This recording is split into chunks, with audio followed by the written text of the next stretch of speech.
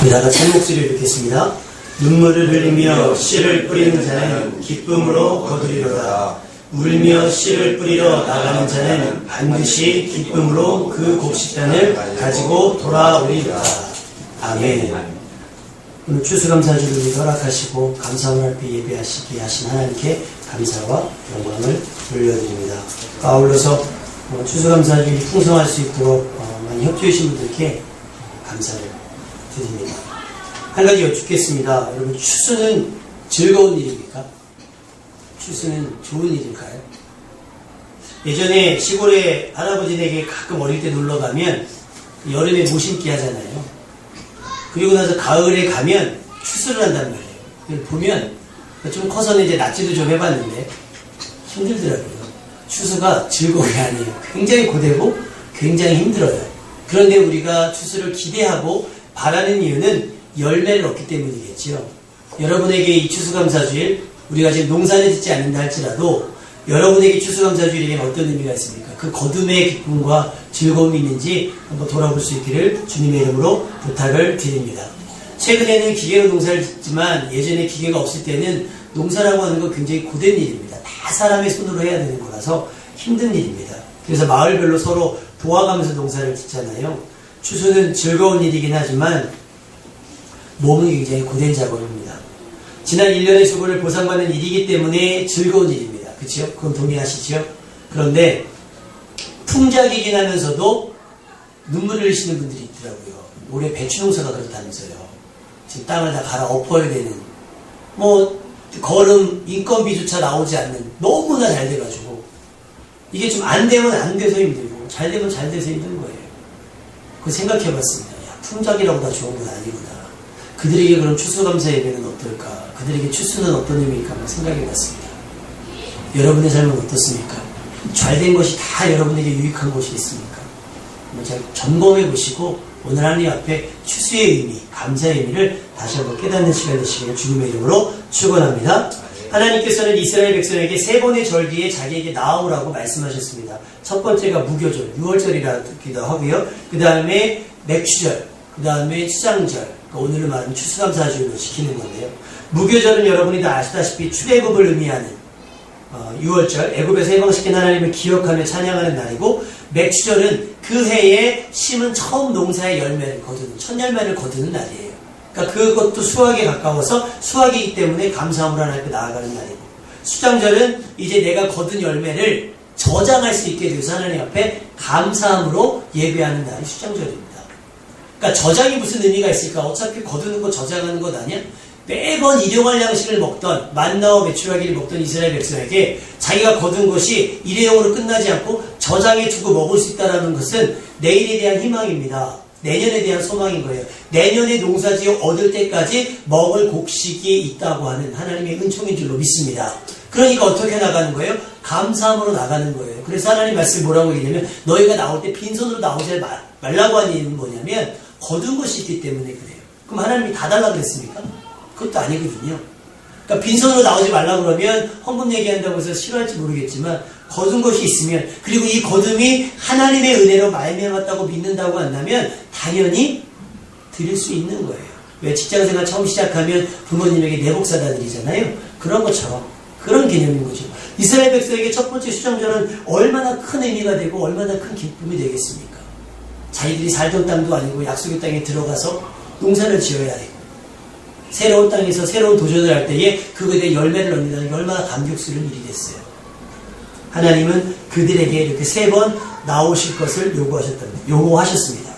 자, 보십시다. 6월절, 무교절, 애굽에서 이스라엘 백성이 나오는 건데, 여러분도 안다시피 이스라엘은 나올 힘이 없었던 민족입니다. 그러니까 힘들어는 죽겠는데 나올 희망조차 없는 사람들. 그러니까 할 게 뭐밖에 없어요? 기도밖에 없는 거예요. 기도에서 하나님이 그 공고함을 들으시고 모세를 통해서 이스라엘 백성을 구원해 주셨죠. 자기 힘으로 탈출한 게 아닙니다. 이스라엘이 경험하는 모든 수확, 첫 번째 열매 맺음도 마찬가지입니다. 심었어요. 물도 줬겠죠. 그런데 비를 내리시는 이는 누구십니까? 하나님이십니다. 아멘. 그러니까 애굽에서 나온 것도 하나님의 은혜요. 첫 열매를 거둔 것도 하나님의 은혜요. 이 농사가 잘 돼서 저장할 수 있게 하는 것도 누구요? 하나님의 은혜인 줄로 믿습니다. 그러니까 이것이 그들이 하나님 앞에 설 수 있는 이유가 되는 겁니다. 그러니까 너희들 3번 절기 때 나에게 나오라고 말씀하신 거예요. 자, 신명기 11장 13절 말씀에 내가 오늘 너희에게 명하는 내 명령을 너희가 만일 청종하고 너희 하나님 여호와를 사랑하여 마음을 다하고 뜻을 다하여 섬기면 여호와께서 너희의 땅에 이른비 늦은비를 적당한 때에 내리시리니 너희가 곡식과 포도주와 기름을 얻을 것이요 또 가축을 위하여 들에 풀이 나게 하시리니 내가 먹고 배부를 것이다. 아멘. 이렇게 약속하셨습니다. 물론 조건이 붙어요. 어떻게? 마음과 뜻을 다해서 하나님을 섬기면, 사랑함으로 섬기면 이런 은혜를 주시겠다는 거예요. 그래서 마가복음 12장 40절에 내 마음을 다하고 목숨을 다하고 뜻을 다하여 주 너의 하나님을 사랑한다면 여전히 약속의 말씀 우리에게 유효한 줄로 믿습니다.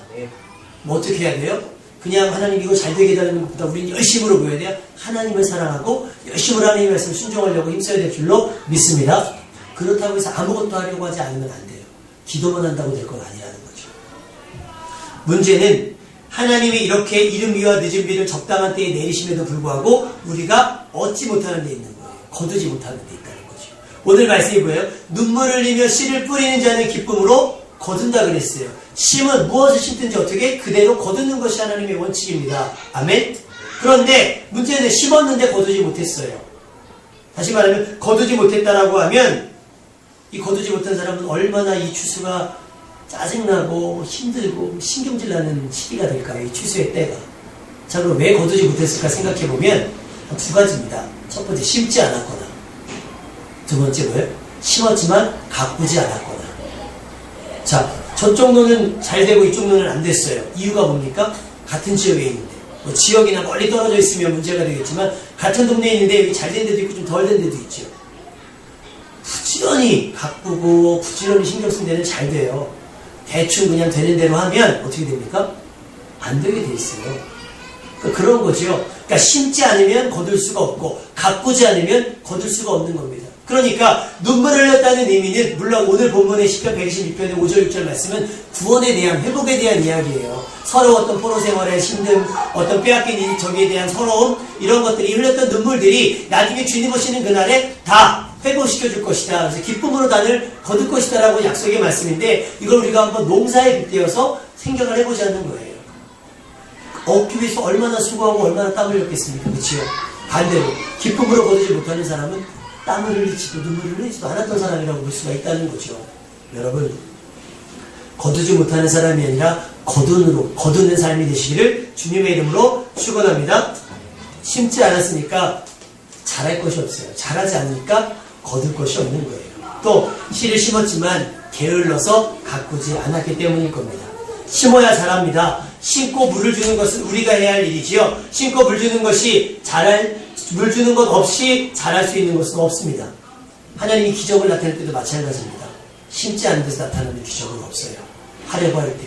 베드로가 어떻게 무리를 걸었죠? 걷게 해달라고 하나님께 예수님께 요청할 때 무리를 걸었잖아요. 내 믿음이 있어야 되는 거예요. 그럼 믿음 있는 사람 뭐냐? 심는 사람이라고 하는 거죠. 뭘 기대하고 심어요? 아, 이것이 허비되는 게 아니구나. 내가 봄에 심을 때 이것은 다 이룰 거야 라고 하는 게 아니라 하나님께서 분명히 내게 은혜를 베푸셔서 나로 하여금 거두게 하실 거라는 기대를 가진 사람, 하나님을 신뢰하는 사람만이 심을 수 있다라고 하는 겁니다. 아멘? 그러니까 예수님이 오셔서 뭐라고 얘기했어요? 너희가 이 땅에서 심지 말고 어디 하늘에 두라 그러잖아요. 하늘에 소망을 두라고. 왜요? 예. 여기는 다 빼앗고 근데 하늘에는 어떻게 벌레가 먹지 않는다잖아요. 빼앗기지 않는다잖아요. 그러니까 우리가 심어야 될 건 뭡니까? 하나님 앞에서 믿음을 가지고 심어줘야 되는 것들이 될 줄로 믿습니다.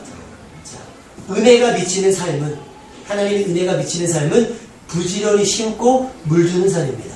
심은 그대로 거두는 성경적 원리, 심지 않으면 거둘 게 없다는 사실을 여러분은 명심해야겠습니다. 추수의 즐거움을 회방하는 것은 그래서 바로 게으름이라고 할 수 있어요. 잠언 19장 24절에 보니까 게으른 자는 자기의 손을 그릇에 넣고서도 입으로 올리기를 어떻게 하는 자? 괴로워하는 자라는 거예요. 땅이 있고 씨앗이 있는데 뭐 하지 않는 거예요? 심지 않는 거예요. 근데 어떻게 또 도전이 돼서 심긴 심었는데 심어놓고 보니까 뭐예요? 귀찮은 거예요. 이것저것 하기가 귀찮은 거예요. 그러니까 가꾸지 않아요. 물이 필요한데 물도 주지 않고, 뭐 비료가 필요한데 비료도 주지 않고, 뭐 이렇게 벌레를 하는데 벌레들도 잡아주지 않고, 잘할 수 있겠습니까? 아니죠. 못 잘합니다. 게으름은 우리의 기쁨으로 거두는 수학의 기쁨을 빼앗아갑니다. 여러분, 부지런하시기를 주님의 이름으로 축원합니다. 땀 흘려 일하는 것은 하나님의 사랑과 공의에 의해서 우리의 몫이 된 겁니다. 에덴 동산은 농사 졌어요, 안 졌어요? 사실은 그 농사라고 볼 수가 없죠. 그러니까 왜 부잣집들 보면 이렇게 정원에 막 이런 거 있잖아요. 그럼 왜 농사 짓는 거예요? 아니죠. 그냥 가꾼다 그러잖아요. 취미생활로. 그래도 먹을 게 있는 거예요. 에덴 동산이 그랬을 것 같아요. 그런데 선악과 범죄에 의해 사람이 타락하게 되고, 타락하고 하나님의 범죄하게 돼서 나타나는 게 뭐냐면 사람만 저주를 받은 것이 아니고 어떻게? 땅도 저주를 받았어요. 그러니까 하나님의 은혜를 고스란히 담아서 씨를 심으면 자라게 하는 게 아니라 엉겅퀴가 자라는 거예요. 그래서 자람을 방해하는 거지요. 여러분 씨 뿌리는 비유에서 보면 알겠지만 씨를 뿌렸지만 옆에서 보면 가시떡이 나무가 자라면 그 자람을 막는다 그런 것처럼 그렇게 회방이 되어진다는 거예요. 땅조차가 저주를 받아서. 뭐 때문에? 우리의 범죄함 때문에. 그러니까 그때부터 성경은 뭐라고 얘기하냐면 땀을 흘려야 된다고 얘기하는 거예요. 왜? 너희가 먹지 말라고 한 나무의 열매를 먹었은즉 땅은 너로 말미암아 뭐를 받고? 저주를 받고 너는 대평생에 수고하여야 그 소산을 먹으리라. 땅이 내게 가시덤불과 엉겅퀴를 낼 것이라. 내가 먹은 것을 밭의 채소인즉 내가 흙으로 돌아갈 때까지 얼굴에 땀을 흘려야 먹을 것을 먹으리니. 하나님이 정해주신 법칙입니다.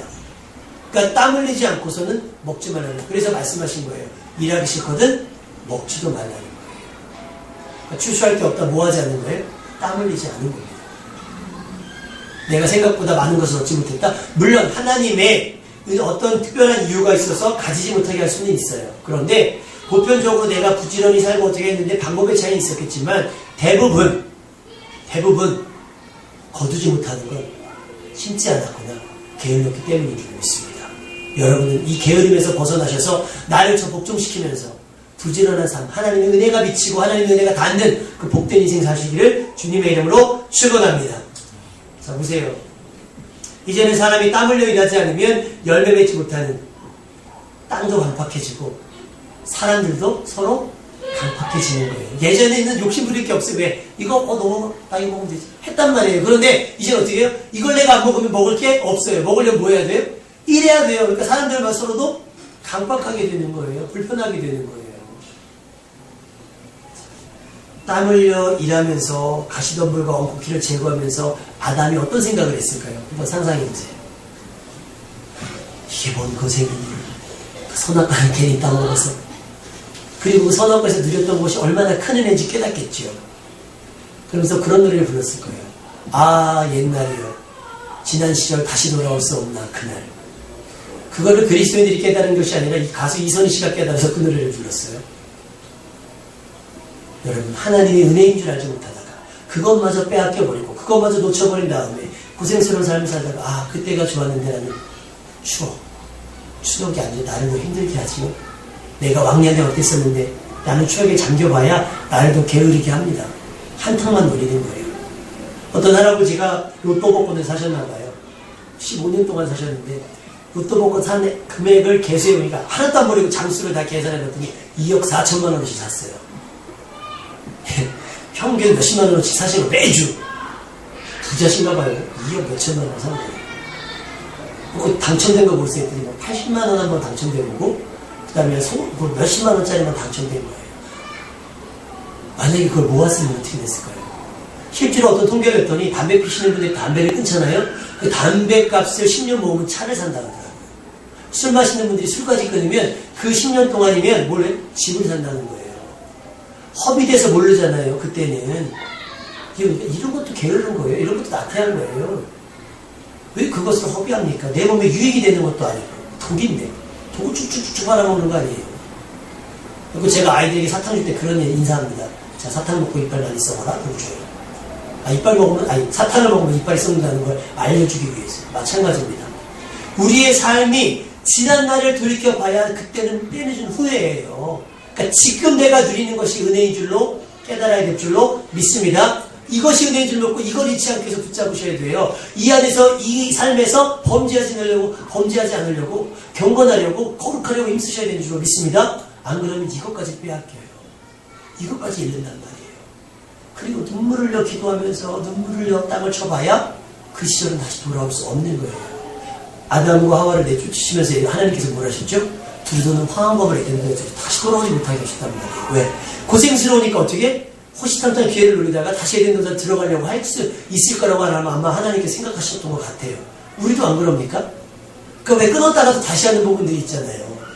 한탕 복권 안 사다가 다시 복권 사거나 이런 유혹에 빠진단 말입니다. 끊어진 은혜는 예수 그리스도로밖에 회복되지 않은 줄로 믿습니다. 여러분, 지금의 삶이 은혜입니다. 다른 것 아닙니다. 자, 땀을 흘려 얻는 것이 얼마나 값지겠어요.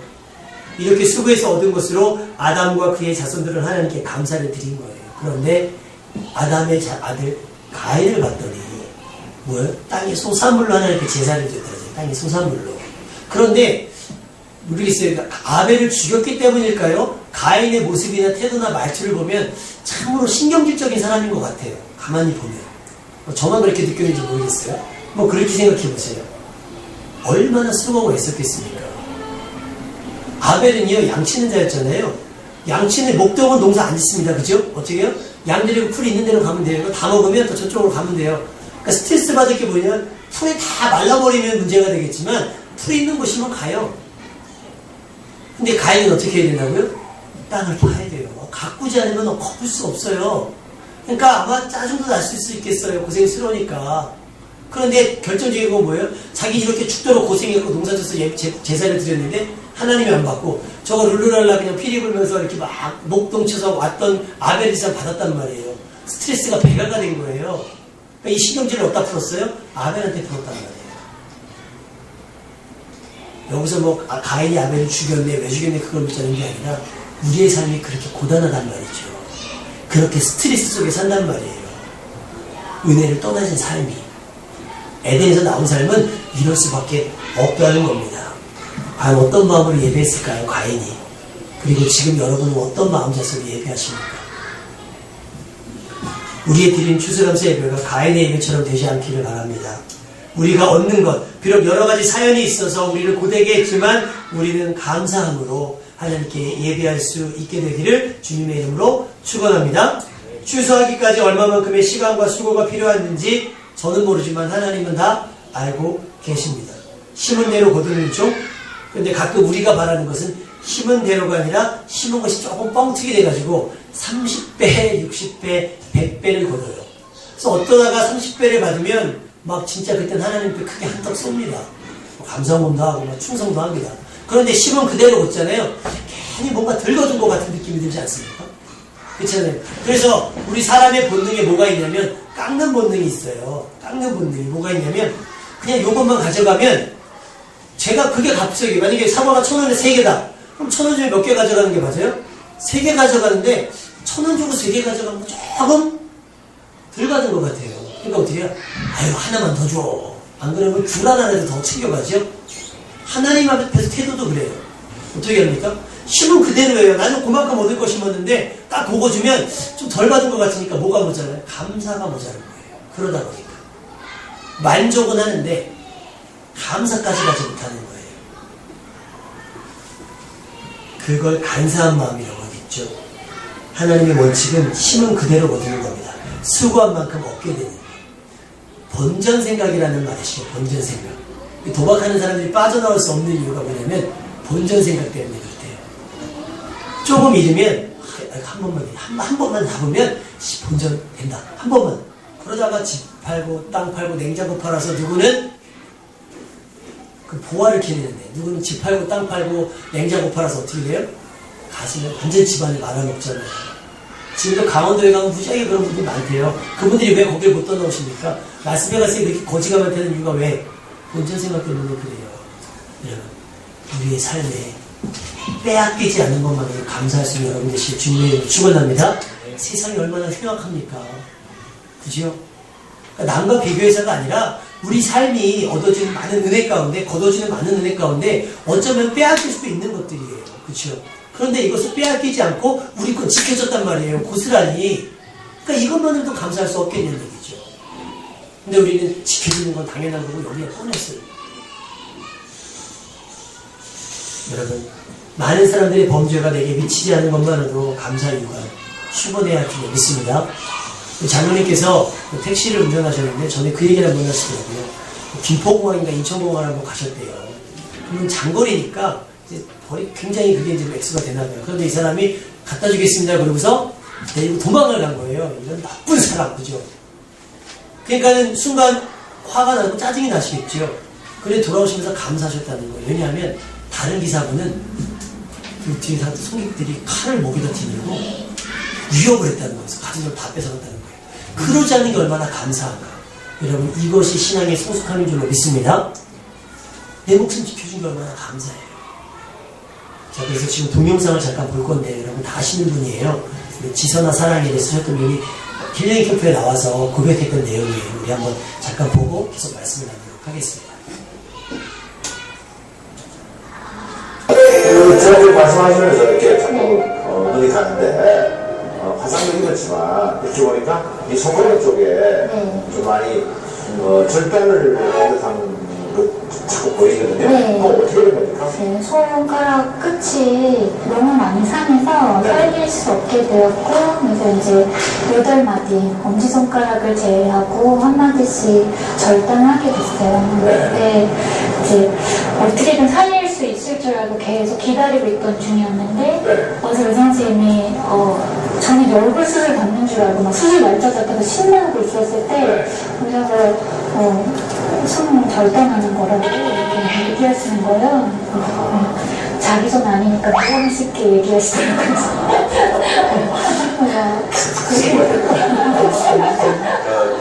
지난번에 용어를 하실 때마다 어떻게 대응을 해요? 웃으시면 돼요, 웃으시면 돼요. 용어를 하시더라도 왜 나는 꼭 집을 가지고 그래서 제가 여기서는요, 제가 국진에서 그래요. 제가 항상 얘기했던 게 있거든요. 너의 골통은 너의 골통이야. 나의 골통이 아니야. 이런 얘기를 많이 했거든요. 그게 좀 찔려서 그래요. 미안한데 너 쉽게 얘기해. 이런 의사 선생님이 계셨던 거군요. 사실 얘기 고민하면서 지금 만약에 의사 선생님 박수 보면 의도는 그게 아닌데 왜 그래? 얘기 좀 하세요. 그러면 그 의사 선생님들 어떤 직무에 그분들은 그냥 이렇게 담담하게 말씀해 주는 것도 직업이니까 이렇게 또 오해를 풀어가지고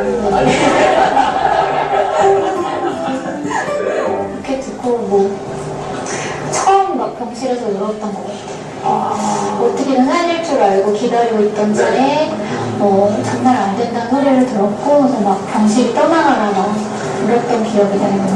근데 그 다음날 수술실에 이렇게 들어가는데 수술실 문 앞에서 보호자가 더 이상 들어갈 수 없는 그 문 앞에서 간호사님이 이제 저 침대를 받으면서 양손 절단동에서 다 쓰셨죠? 그러시는 거예요. 오른손만 못 살리는 줄 알고 이렇게 용기 내서 갔는데 왼손도 안 된다는 거예요. 그래서 엄마한테 엄마 왼손도 안 된대. 이랬더니 엄마는 이제 아주 복잡한 표정으로 고개를 끄덕이셨죠.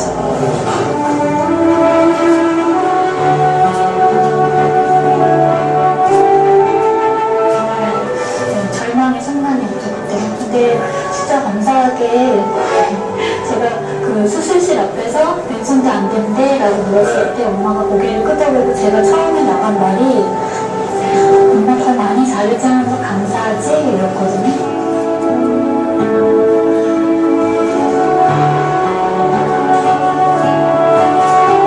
저도 이 말을 하고 이 말은 누가 하는 거지?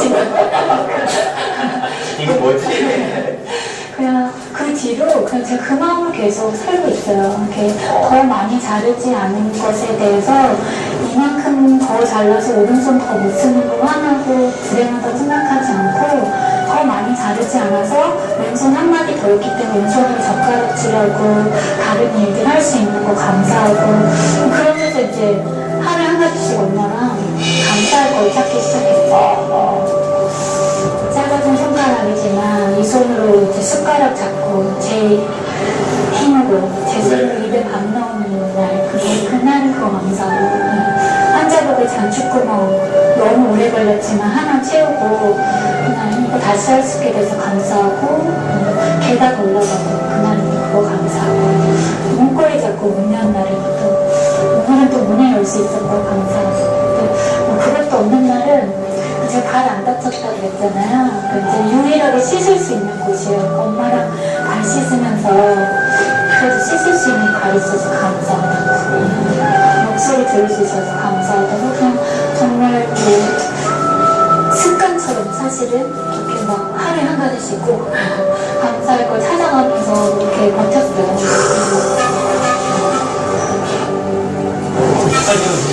그러니까 뭔가 원망하고 그동안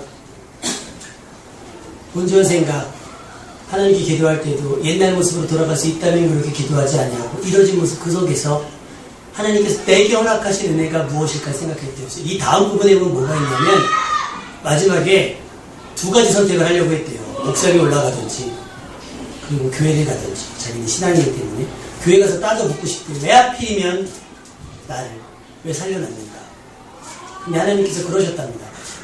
내가 여전히 너 어떤 모습이 나는 너를 사랑하고 너를 어두운 곳에 빛같이 사랑할 것이다. 그 말씀을 붙잡고 살아가는 거예요. 그래서 물었습니다. 어떤 분이 기자 인터뷰할 때 옛날로 돌아갈 수 있다면 돌아가시겠습니까?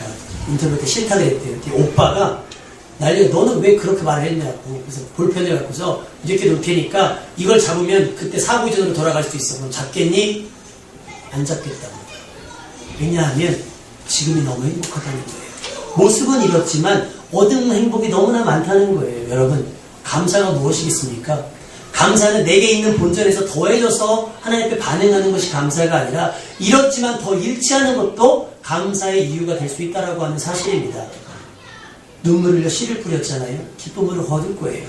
본전만큼은 아니라 할지라도 이만큼 한 움큼이라도 거둘 수 있게 하신 하나님께 감사할 수 있는 우리 되어야 될 줄로 믿습니다. 예레미야 5장 24절에 보면 너희 마음으로 우리에게 이른 비와 늦은 비를 때를 따라 주시며 우리를 위하여 추수기한을 정하신 우리 하나님 여호와를 경외하자 말하지도 않는다라고 얘기하고 있는 거예요. 왜? 타락한 시대이기 때문에.